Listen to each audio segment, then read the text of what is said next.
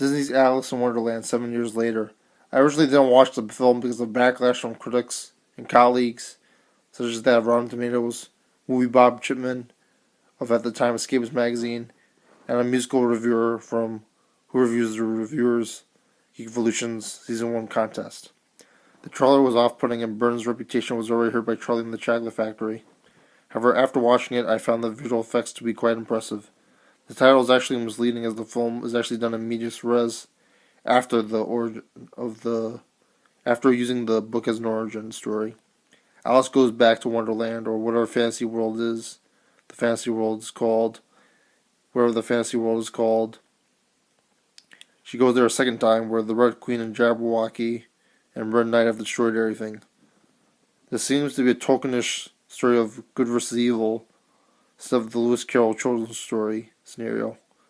There's a lot of who's that J.J. Abrams is with the side of the box characters with audiences want to know who everyone is. Everyone has a backstory. The Red Knight, the Red Queen, Tweedledum, Tweedledee, the Mad Hatter. Everyone gives it their all. The White Queen. You feel very engaged, and they seem like that each of them could have their own comic book movie done by Marvel. I wonder if that was the intent. I feel like a teen reading a manga or watching an anime, knowing all these characters, getting into the lore. Speaking of which, the film is the opposite of which received 95% of Rotten Tomatoes for some odd reason, despite having a lousy production, box office, and overall quality. A lot of Alice in Wonderland by Disney and Tim Burton is spent in Wonderland with a lot of good visual effects. Unlike Thor, which is spent on Earth. Unlike Thor, which is spent on Earth the whole time, which should be a Lord of the Rings story, how the stories of the different worlds and such. They even have elves and dark elves. I like the Jabberwocky destruction scenes in this film. Everything outside the trailer's emphasis on the Red Queen, Tweedledum, Tweedledee, Treasure Cat are noteworthy. Very impressive visually and pleasant on the eyes. I also found Johnny Depp quite enjoyable. He seemed to take the role very seriously, was taking a lot of money, and his lines about why a raven is like a writing desk was really done well and felt really philosophical, even if it was just a bunch of commercial makeup. Some popcorn filler, some butter, some sugar, some salad dressing, etc. I also see why everyone liked Mia Wasikowska, as she's definitely a talented actress. Maybe not as witty or actor-driven like Haley Steinfeld that year, but definitely a pro in comparison to what could have been just a Child of the Week saved on a Saturday morning superhero show inserted for the film. Eckler considered her a blank slate, much like the original film, but I never really considered her the main character of this,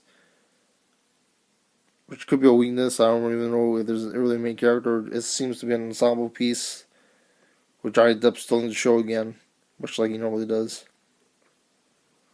Wasikowska did do a good job, however. Also, the 7 years made a big difference. Last year, the sequel came out and didn't really impress me budget or marketing-wise, not to mention how late the film was presented, much like the parallels to the video game disaster known as Duke Nukem Forever. The BFG and the Joke Book came out the same year, really helped me appreciate the effects of the original film, and made me understand why so many people were awestruck with the film a year after Avatar came out.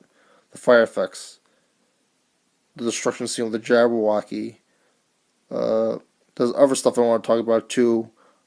The eat me, drink me scene, like, that's so good from Disney then, and then later with the Big Friendly Giant, with the live action character and the CG real people was very interesting. It wasn't like that in Alice in Wonderland, it was all CG, but like it was well integrated, better than Spy Kids, etc. That big run of 3D films post 2009 was a big deal by the critics, news sites to make buzz on news on websites, and there haven't really been big technological advances since, other than maybe VR and other New York City market theme park oriented moving seats and such, which is actually back to the 1940s or wherever they did it in theaters prior to the multiplexes. They, speaking of Lord of the Rings, they do not only copy the storyline, also actually use the Lord of the Rings double film edits to put in Alice in the Eat Me Drink Me scene that I mentioned before, and it works quite well. Like they did with Gandalf and Frodo in the Lord of the Rings Hobbit scenes.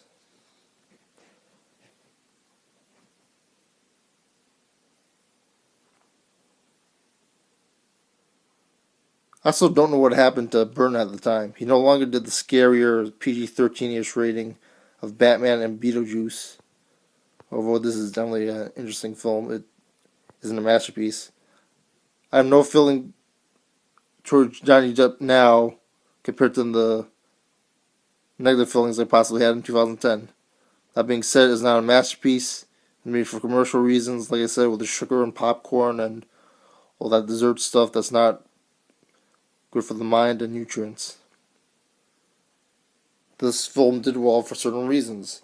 It had the Disney name in it. It had Alice in Wonderland with the Disney name in it. It had Alice in Wonderland with the Disney name in it and the Tim Burton name in it. All those words psychologically give a reaction.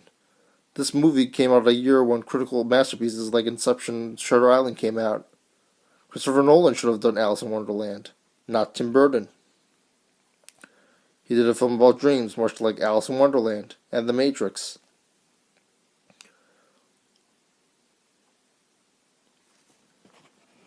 I would give it probably a 50% on Rotten Tomatoes. There's not much to it character-wise, or it's mainly the CG that everybody wants to see. It's a good popcorn thing. It does well commercially. It had a big box office and deserved it. Although for critical praise, I wouldn't have given it so much.